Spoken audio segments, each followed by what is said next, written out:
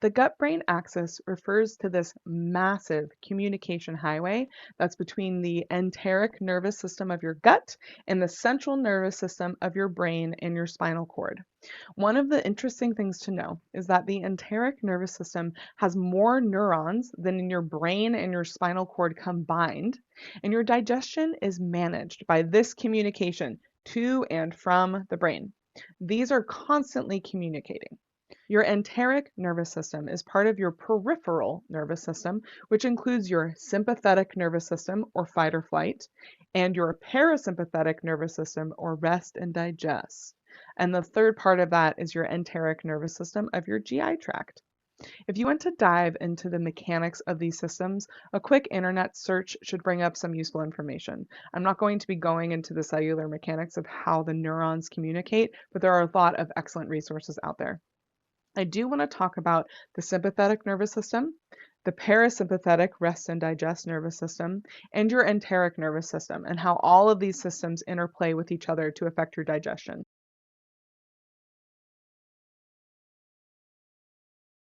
One of the things to know is that your sympathetic or fight or flight nervous system is not just for danger. It's really your arousal and engagement system. It's for both positive things and for scary things. It's also not bad to be in your fight or flight or sympathetic nervous system. More activation of this isn't a bad thing. Your nervous systems are working well. It's more about the balance of these systems, that when you do get in a more activated state, are you able to come back down to some kind of baseline? One of the pieces of this is that your sympathetic nervous system is a dimmer switch. It's not on or off, it's a dimmer switch. So depending on the activity, it'll be on more or on less, just depends. And it's all about the balance of them. One of the things that I've seen to be very helpful about understanding how these systems work is that they're like a seesaw. If my sympathetic nervous system is my fingertips and my parasympathetic nervous system is my elbow, then they work in contrast to each other. So as your sympathetic nervous system is more on, then your parasympathetic nervous system is more off. This is a little bit of a simplification, but I think you get the idea. Some people get nervous about, oh no, I'm having anxiety, or oh no, I'm stressed out. I got my sympathetic nervous system going. And I really try to reiterate to people that it's okay. It's not an uh-oh. It's this is my body's powering up so that I can meet the challenge or engage with the activity, whatever it is. And all of this is really about training the flexibility of your nervous systems, not never getting stressed out. So this brings me to the parasympathetic nervous system, or the rest and digest. This is activated when you're doing calming activities. Some parasympathetic nervous system activities might be doing a jigsaw puzzle, drawing or doing art, doing laundry, doing some kind of breathing or pranayama practice. Diaphragmatic breathing with the correct technique is actually very useful for bringing your parasympathetic nervous system online. And I have a link below in the description about some of the things that I've compiled about diaphragmatic breathing. Any kind of calm stretching or yoga or some kind of mindfulness practice can be part of your parasympathetic nervous system rest and digest. Another thing is called the non-sleep deep rest protocol. I've also included a link below in the description. Petting an animal or petting a pet, that can be something that's a calming activity. Music that is relaxing. And I want to be very clear here. Video games are not calm. Even though when you're playing video games or watching a movie or hanging out on the couch, physically you're not doing a whole lot, but depending on what the content is, it absolutely can be a sympathetic nervous system activity. So you want to be judicious about using screens as a way to have a calm experience. All of this leads to the restful rest idea, that if we're resting and doing something that's relaxing, but then we're worried about, oh no, I'm not working and I should be working, or oh, I'm so lazy for doing this, then it isn't restful rest. So we're really trying to go for what is restful rest with your parasympathetic nervous system idea. That's how we want to activate it. So I'm reiterating, it is about the balance and the flexibility of these nervous systems, not whether or not you get upset or dysregulated. So now how does all of this interweave with digestion and symptom management or symptom exacerbation? I'm going to give an example of having a snack or eating some food. And maybe you're in a rush, so you have a smoothie on the go. And then you have a lot of engaging activities. So maybe you have a lot of errands, or you have chores, or you're doing a presentation, or you need to go to work. And maybe you're a teacher, so you're going, going, going all day. And then maybe several hours later you burp and you're like, that's the food that I had all that time ago. This is something that can be very normal, especially for those of us who stay in our sympathetic nervous system more than typical people. That might be the case depending on your profession, if you have ADHD combined type, or if you have anxiety, any number of things. And if that's you, if you're a person who tends to stay in their sympathetic nervous system, we would need to practice balancing so that your parasympathetic nervous system could come more online throughout the day. So now I want to go back to that example of eating food and doing a bunch of different things. When you eat food, your stomach, which is on the left side of your body for the most part, occasionally there's one in millions of people who have it flip-flop. But here, your stomach is on your left side here. When you eat food, your stomach expands in a process called accommodation. And when your stomach expands, it sends signals to your brain saying, hey, we've got food on board. And your brain says, go ahead and digest that. But if your brain says, actually, we have all these other things that we're trying to pay attention to, you need to slow the roll on the digestion front, then your stomach can take a longer time to digest. This isn't going to hurt your stomach. I want to be very clear. It's just something to be aware of, because if you have symptoms later and you think, oh no, that's the food, or I ate something bad, or there's something wrong with my digestion, there's not something to worry about there. It's more about how your nervous systems are working together, not whether your stomach is functioning normally or if it's the food that you ate. That being said, there are sometimes foods that are quicker to digest than other foods. And so if that's the case and you think that's going on for you, then that could be something to talk to a gastroenterologist about, or to a nutritionist, or even your general practitioner.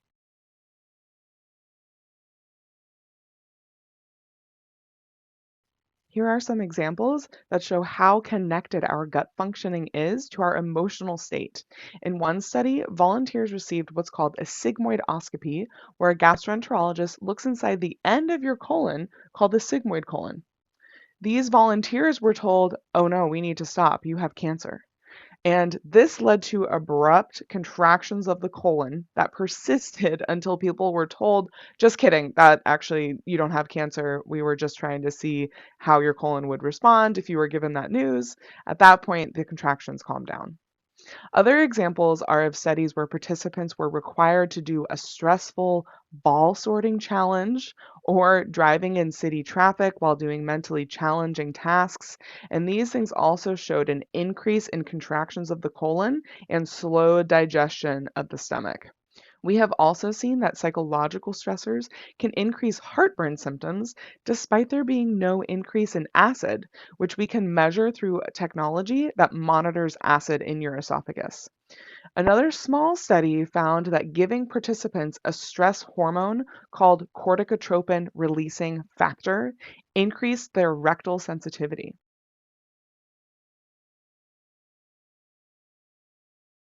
One of the big things that contribute to what's going on with our nervous system activity is our thoughts, believe it or not. So one of the big ones known in psychology is called catastrophic thinking. There are handouts in the description for catastrophic thinking, as well as things called cognitive distortions. And so if you want to check those out more, there's some down below. One of the pieces or examples of this is with pain or unpleasant sensations. So it might be that, oh, God, I keep getting this pain in my stomach or my lower belly, and there must be something wrong that they just haven't figured out yet. Maybe there's a cyst that's causing these problems, or I have some inflammation, or God forbid, I have cancer, but this feeling just doesn't go away. We actually can, in the MRI scanner, where we're looking at people's brain activity, we can see the effects of this kind of thinking on brain activity. And we can actually help people increase pain signals or decrease them based on the kinds of thoughts that we ask them to focus on. So with the catastrophic thinking, where we have something in the present moment and our mind goes, uh-oh, uh-oh, uh-oh, uh-oh, into all of these things that are possible or in the future, we actually can amplify the pain signals. So we feel the pain more acutely. Sometimes it can be if we eat something that we don't normally eat, or we didn't sleep super well. You might be thinking, I didn't sleep well, or I ate that weird thing and now I'm not going to be well all day. Versus thinking, I didn't sleep very well and I ate something maybe questionable. What should I do today, or what should I bring with me to help accommodate the possibility that I might not feel well? So those are two examples of very different thought patterns. And oftentimes the catastrophizing, or those thoughts that come that are pretty intense, they come without our consent or our awareness. And they often have a lot of impacts on our behaviors and our emotional state. And so oftentimes it can be helpful to try to work on those things. And it can actually make really big differences in how you experience your symptoms. Sometimes people talk to me about, but our bodies aren't going to produce pain for no reason. So there has to be something wrong. And what we talk about is it's not that there's pain for no reason, but it's not always because there's something wrong with your tissue. And it's not always because there's something wrong or there's something there that shouldn't be there.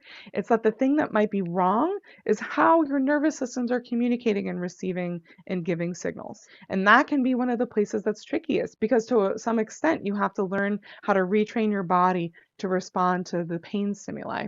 And often the pain comes with the actionable thing. Oftentimes people will have the pain, they go to their doctors, they get all the workups, and then the workups come back normal. And then it can be very confusing because the whole point of pain is to get you into an action state. And sometimes when you get into that action state and you get all those things done, the feedback is actually things are checking out okay.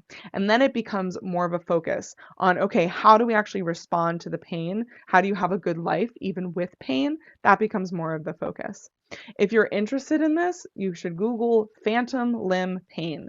It's very, very interesting. It's something that can happen with people who have part of their bodies amputated.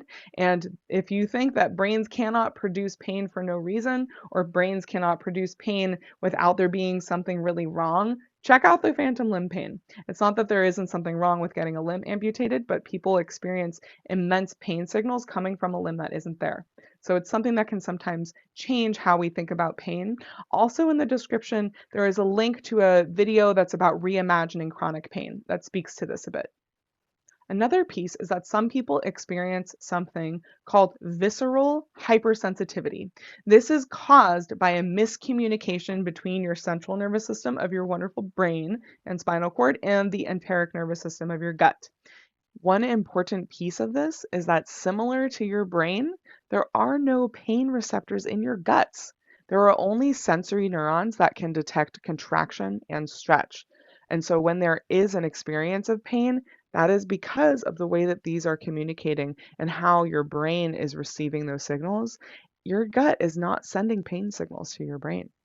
And so one example of this is that we've seen, if we have a person who does not have IBS or irritable bowel syndrome, and we have a person who does have IBS, and we give them both a colonoscopy, and during the colonoscopy, we put a little balloon into their colon and we inflate it just a little bit. The people who do not have IBS say, oh, that's uncomfortable, but it's fine. And the people with IBS respond, oh my goodness, that feels awful. Get that out of me now. How could you? So there's these two very different responses. And it's not because the people with IBS have a lower pain threshold overall. Actually, people with IBS have as good as or better of a pain threshold than their peers. So it really is a specific kind of communication that happens between these two systems. The miscommunication can start from a whole number of different things. There's a lot of things that can affect this. What this means of visceral hypersensitivity is that there may be a normal stimulus, like the stretching of your stomach in response to food, or the presence or movement of stool throughout your colon, or maybe there's gas in your bowels. And these experiences, though they're normal, can create symptoms like nausea, or a feeling of pressure or bloatedness, or even pain. And this is where the thought process can be very important, because if your brain jumps to, there's something wrong here, there's a cyst or cancer or inflammation and they just haven't figured it out yet, that kind of thinking actually increases the hyperfocus and the hypervigilance and the attention on the symptoms, like I discussed in the earlier example. And that changes how your brain is responding to those symptoms versus having the explanation of, I know I got IBS and sometimes I'm just really sensitive to this gas. My enteric nervous system is really, it causes some ruckus sometimes. Those are two very different kind of responses, and they will have different kind of emotional reactions as well.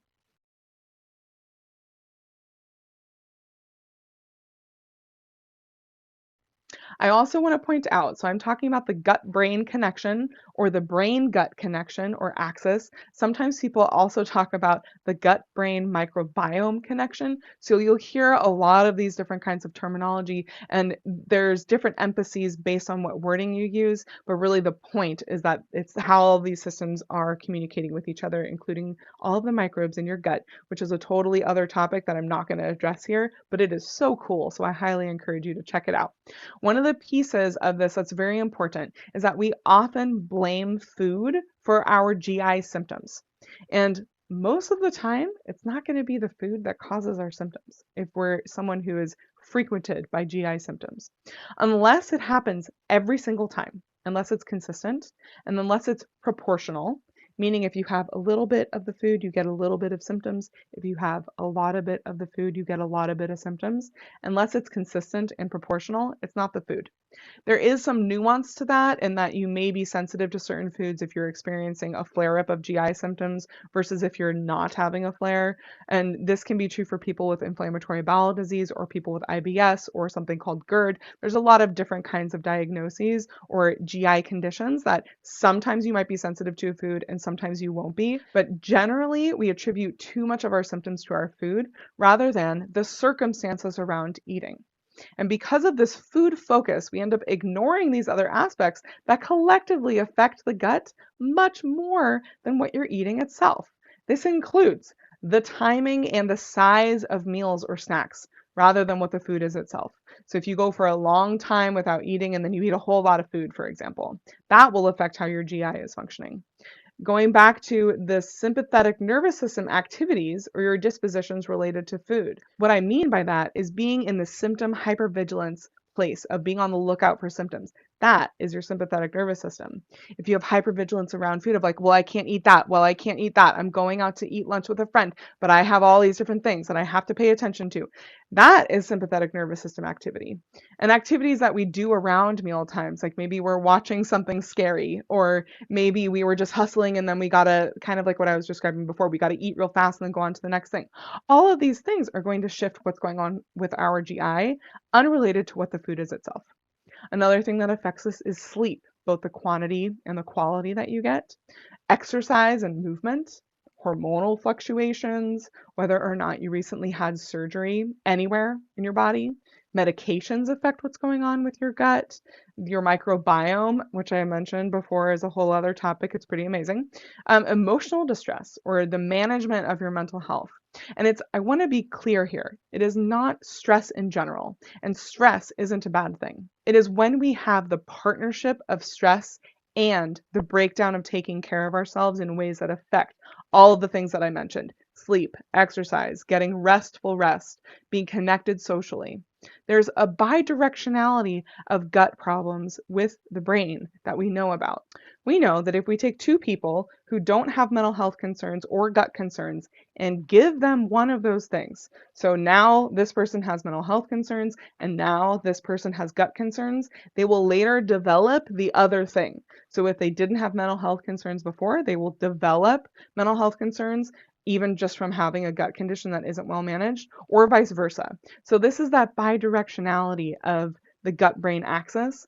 The positive thing, though, is that even though it can be a downward spiral, it can be an upward spiral.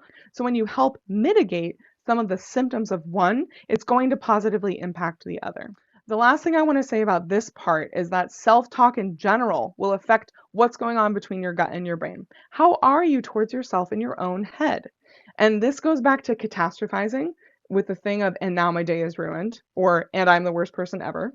And it can also go with future gazing or crystal ball thinking, where we have a very strong conviction of what we know will happen, and we experience uncomfortable emotions right now to something that hasn't even happened yet, like not sleeping well and the results from not sleeping well.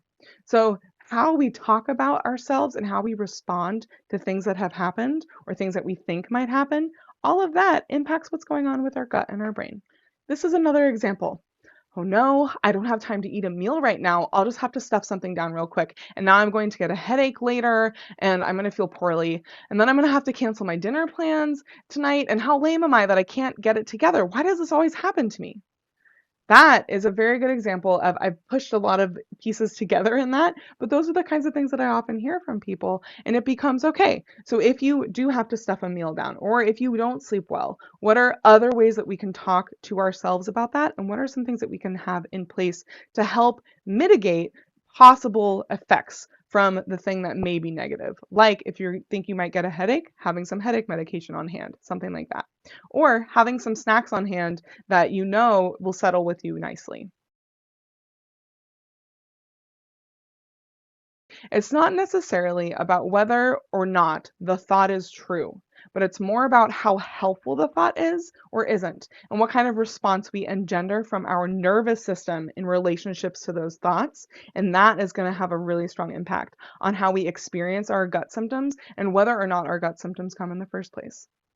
And for those of us who are on the fence about how powerful the brain really is in this, if you think back to when you last had a nightmare that you woke up from, or when you last watched a scary movie, or played a really intense video game, then that should indicate for our minds it does not matter how real or fake something is. We respond to it, we viscerally respond to it.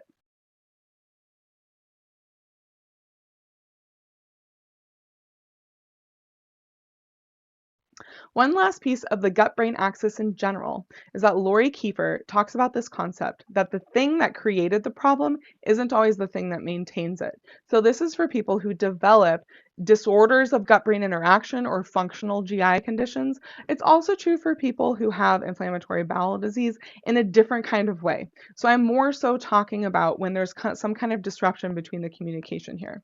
So, for example, you may develop irritable bowel syndrome or IBS for many reasons. Maybe you had an intensive round of antibiotics, or you had an infection in your GI tract that has resolved, but now you're left with this condition, or a number of other things. But those things aren't what maintains or exacerbates the problem. It's more these other pieces around it that actually can maintain the problem. Another thing to know that doesn't cause IBS or it doesn't cause disorders of gut brain interaction, but it can put a person at a predisposition, is experiencing abuse or traumatic experiences as a young person, or otherwise a series of intense stressors, like you have a rough relationship and then you have to move, or you lose your job and then your dog dies. That sometimes there's these environmental experiences that intertwine with how your nervous system responds to things as a baseline, and that can impact how your gut is functioning, and that can also impact whether or not you may develop one of these disorders of gut brain interaction. All in all, the gut brain or brain gut or gut brain microbiome axis is a very dynamic, ongoing, dense network of communication that is affected by so many more things other than food. And I hope that this has given you a little bit of an understanding of how pretty incredible our bodies are and how responsive they are to so many different kinds of things.